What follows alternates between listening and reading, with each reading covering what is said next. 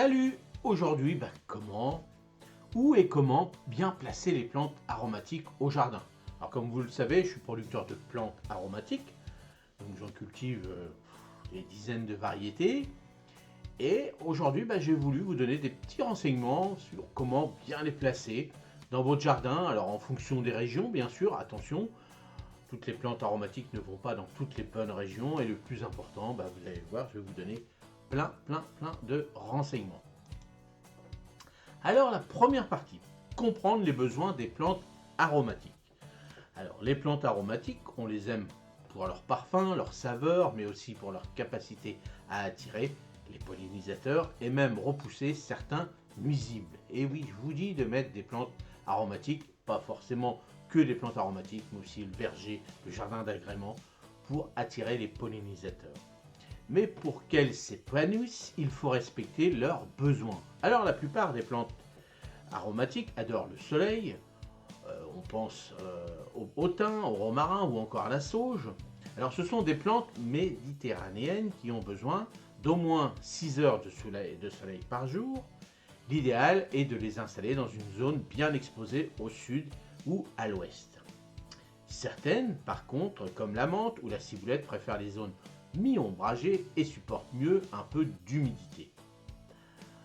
Pour celle-là, cherche un peu un coin plus frais, par exemple près d'un mur qui apporte de l'ombre une partie de la journée. Alors voilà, ce qui est important, c'est ça, c'est en fonction de vos régions.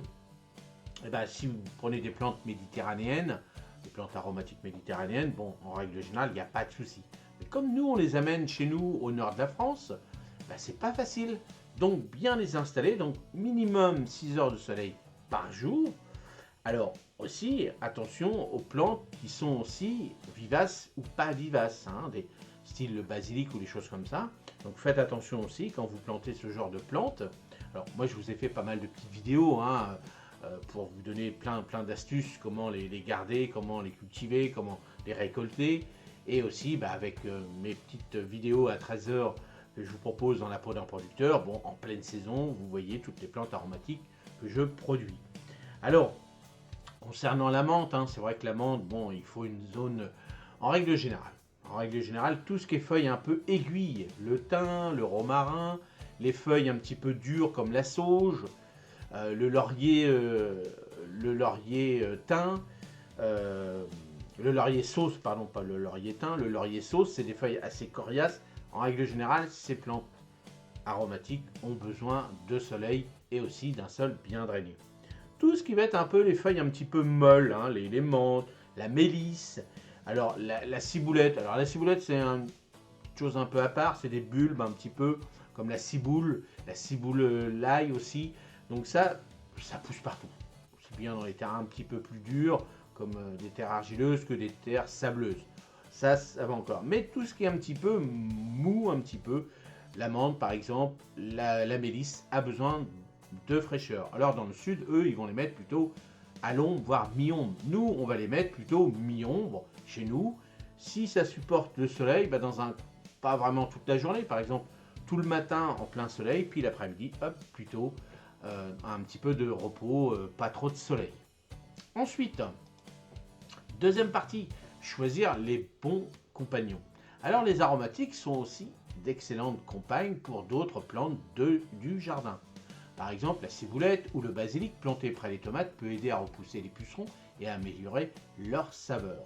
Le romarin et le thym, eux, peuvent être placés près des choux pour repousser la pyride, ce fameux papillon qui pond des œufs sur les choux. Ces petits papillons blancs, ça, c'est une cochonnerie, ça.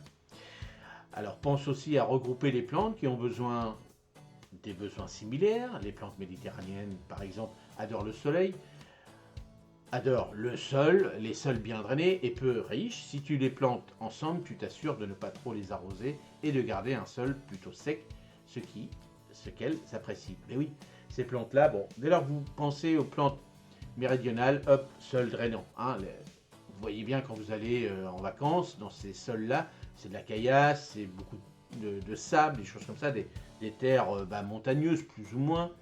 Donc,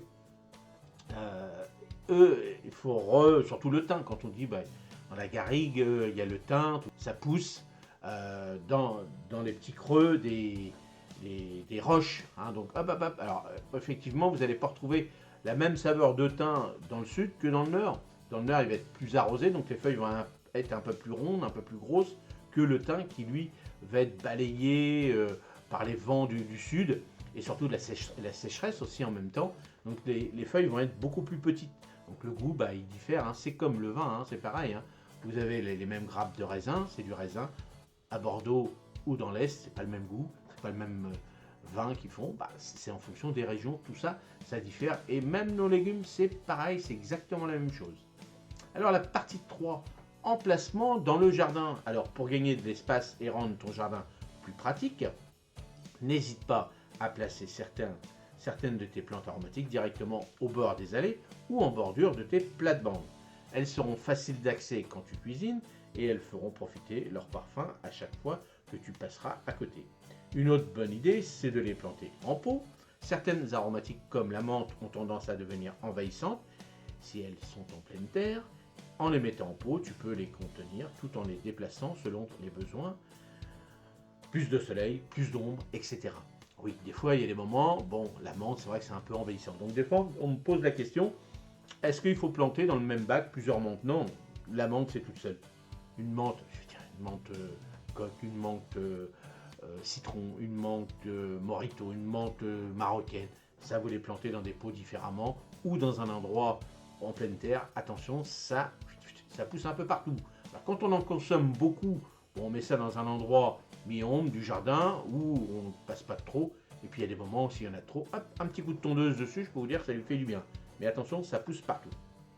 Alors, aussi, c'est vrai que c'est important de planter autour c'est-à-dire pas trop loin de la cuisine, parce que c'est vrai qu'il faut faire 300 km pour aller chercher un peu de basilic, tout ça. Donc, adaptez vos plantes par rapport à vos besoins.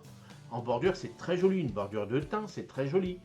Une bordure de... Alors, pas une bordure de romarin. Romarin, c'est assez gros quand même. Mais bon, si vous avez de la place, pourquoi pas. Mais vous voyez, tout ça... Alors, on va faire une bordure de thym plutôt qu'une bordure de romarin, parce qu'un pied de romarin, c'est largement suffisant. Du thym, si on en consomme beaucoup, bon là, on en a besoin. Puis le thym, c'est beaucoup plus petit que une bordure de romarin. Alors pareil pour la sarriette. Hein. La sarriette, c'est aussi grand que le thym. La sauge, bon, la sauge, est-ce qu'on en utilise autant que le thym? Je pense pas, mais on dit toujours avoir une sauge dans son jardin ne voit pas le médecin. Donc on fait pas mal de potions magiques avec, hein, parce que ça, il faut y penser aussi que les plantes aromatiques, c'est pas forcément pour les manger, on fait des potions magiques avec. Alors, bien sûr, en fonction des bordures, attention aux plantes vivaces, parce que le thym, par exemple, c'est vivace, donc vous savez que vous l'avez mis là pour des années. Donc des fois, bon, bien souvent, quand on fait des bordures de jardin, les anciens faisaient ça, on faisait en alternance, c'est-à-dire on mettait des pieds, une bordure de fraisier, hop, d'un côté, on la changeait, puis on mettait autre chose. Alors, comme ça dure 3-4 ans à peu près, les fraisiers, ça n'empêche pas, tous les 3-4 ans, de changer aussi votre bordure de thym, pourquoi pas. Donc vous voyez, tout ça, vous regardez par rapport à l'exposition, vous regardez par rapport à l'accessibilité de votre cuisine, et puis n'hésitez pas, par exemple, à avoir aussi un pied de basilic dans un endroit, dans votre tunnel ou autre, puis dans un pot sur le rebord de la fenêtre, sans problème, par exemple une autre variété. Ça, vous faites comme vous voulez. Quatrième partie, alors les petits plus à ne pas oublier. Alors n'oubliez pas de bien préparer le sol avant de planter des plantes aromatiques. Pour les plantes qui aiment les sols pauvres et bien drainés, n'hésite pas à ajouter un peu de sable, du gravier pour améliorer le drainage. Pour celles qui préfèrent les sols frais, enrichis ton sol avec un peu de compost. Et enfin, pense aux aromatiques vivaces comme la sarriette ou le thym qui resteront en place plusieurs années. Trouve-leur un emplacement définitif pour ne pas les déplacer chaque année. Alors, attention aussi, hein, quand on dit que rajouter du sable, il ne faut pas en rajouter non plus des tonnes. C'est mieux de rajouter des petits graviers que du sable. Le sable, c'est pas... Moi, je préfère, ce que je fais, quand j'ai du sable à la maison et que je veux mettre ça au fond d'un trou, et ben je le tamise et je récupère les petits cailloux. Et ça, c'est mieux que l'ensemble du sable. Donc, il existe du sable à différentes grosseurs de gravier. Donc, bon, bien souvent, celui qu'on trouve pour faire du béton, c'est tout et n'importe quoi. Bon, les autres qui sont tamisés, ben, ça va valoir une fortune. Donc, bon, il vaut mieux acheter du sable, un mètre cube de sable si vous en avez besoin par rapport à l'ensemble de votre jardin. Et ce sable-là, vous le tamisez, vous verrez, vous avez des petits cailloux. Et c'est cela qu'il faut prendre pour faire vos drainages de toutes vos plantes. C'est le top, ça. Et puis, n'hésitez pas aussi, hein, dans les parties où vous avez besoin, même du thym, même toutes les autres plantes, de rajouter du compost un peu partout. Et puis, bien sûr, pour les sols frais, le compost, le fumier, les choses comme ça. Bon, en règle générale, pour les plantes aromatiques, il n'y a pas besoin de beaucoup d'engrais. Au démarrage, vous leur donnez un petit coup de main, mais bon, ça va, c'est pas méchant, ça pousse bien. Le plus important, voilà, c'est bien définir les sols drainants et les sols un petit peu plus lourds pour, comme je dis, les sols drainants, tout ce qui est un peu feuilles épaisses, les aiguilles, tout ce qui va être feuilles un peu molles, ça aime plutôt la fraîcheur et des sols un peu plus lourds, on va dire. Donc attention au basilic, lui le basilic c'est vraiment différent, hein, c'est ce que vous avez sur la vidéo. Le basilic, lui, voilà, une plante vivace à part, surtout en fonction de vos régions. Alors, voilà pour les petites plantes aromatiques, donc où les placer. Alors n'hésitez pas dans les commentaires si vous voulez voir un petit peu, avoir d'autres renseignements sur les plantes aromatiques. Là vous voyez, c'est la photo, alors là qui a été faite il n'y a pas longtemps, de mon tunnel des aromatiques, où là ça se termine, hein, on est en fin de saison, en pleine saison, et tout mon tunnel est regorge de plantes aromatiques de toutes sortes, de toutes formes. Donc là il y a eu, avant la photo, il fallait maintenant faire le nettoyage, c'est ce qu'on a fait déjà. Je vous montre, hein, toutes les semaines l'évolution des plantes aromatiques. Donc c'est vrai qu'en ce moment c'est pas l'euphorie, mais c'est pour vous montrer un petit peu l'évolution de A jusqu'à Z, de janvier jusqu'à fin décembre, l'évolution de mes plantes aromatiques. Alors des fois il y a des choses passionnantes à faire, puis là en ce moment, là je vois, là aujourd'hui c'est pas très très beau, les feuilles tombent, il y a du vent, donc là sur les tables il y a plein de feuilles et tout. Pour l'instant je laisse parce que c'est pas la peine de nettoyer tous les 5 minutes, mais bon voilà, là ça se calme. Il fait très humide en ce moment, donc moi je fais attention parce que vous voyez c'est en godet. Attention aussi vous dans vos emplacements quand c'est des plantes style des plantes méridionales style le thym et autres. Attention si vous ne mettez pas dans des sols drainants. Attention aussi si vous mettez dans un sol drainant mais en pente par exemple, il ne faut pas que l'eau stagne ici, hein. Surtout pas parce que c'est là qu'on les perd. Donc il faut penser plutôt, si vous avez des sols où vous ne pouvez pas accéder à un peu plus de drainage, peut-être en butte légèrement pour que l'eau s'écoule, et comme ça vous récoltez vos pieds de thym, de romarin, hein, c'est les pieds sarriette, c'est les pieds qui sont un peu plus fragiles. L'origan aussi c'est pareil, mais pensez à mettre des plantes aromatiques, ça change les plats, et c'est des plantes pollinisatrices, donc ça c'est important, surtout si vous faites du potager autour.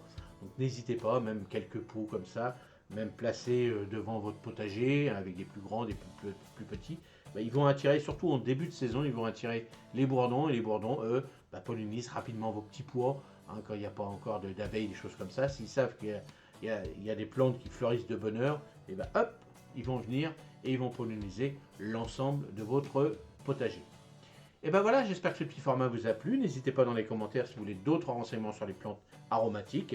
Et puis on va continuer, hein, ce genre de petit format là tout l'hiver, parce que maintenant, c'est vrai qu'il y a moins de boulot, sauf sous le tunnel, vous avez vu, pas mal de petites choses sous le tunnel qu'on a fait cette année. J'ai voulu vous montrer que sous un tunnel, est-ce qu'on pouvait vraiment cultiver des légumes tout le long de l'année? Et à fur et à mesure, je vous donne la réponse de savoir si c'est vrai ou si c'est possible ou pas.